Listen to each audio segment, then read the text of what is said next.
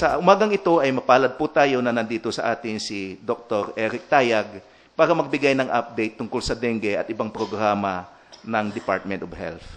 Dr. Tayag. Maraming salamat, Attorney Jose Fabian. Members of the press, magandang umaga po sa inyong lahat.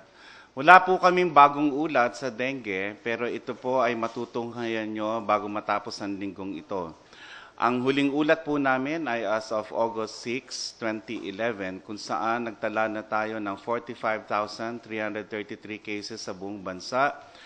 This represents a 33.5 decrease. Bumaba po ng 33.5% kumpara sa parehong panahon ng isang taon kung saan meron tayong 68,168.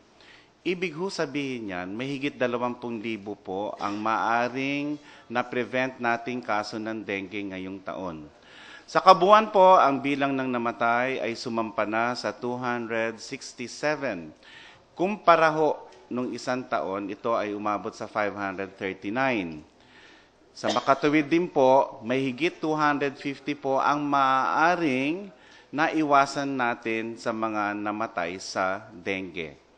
Ang buong Luzon po ay nagtala ng 55% increase kumpara ng isang taon. Ang Visayas ay 76% at ang Mindanao ganun din po 76%. Pero po ay pagbaba po para sa Visayas at sa Mindanao. Dito po sa Luzon, ang pinakamaraming kaso po ay naitala sa Kalakhang, Maynila. Sinusundan po yan ng Central Luzon at pumapangatlo po ang Southern Tagalog.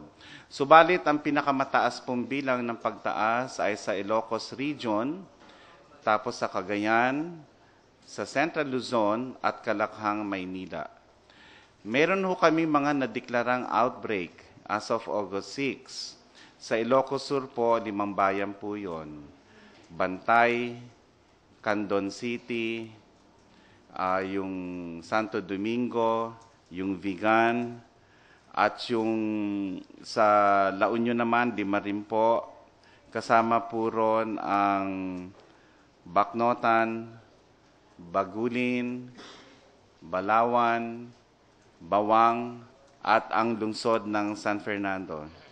Meron ho tayong hotspot sa Quezon City, ilang barangay po yan, ang Commonwealth, Pansol, Novaliches, at ang Batasan Hills. Kasama po dyan ang Marula sa Valenzuela na kung saan ngayon po ay nagdaraos ng Abacada, Aksyon Barangay kontra Dengue.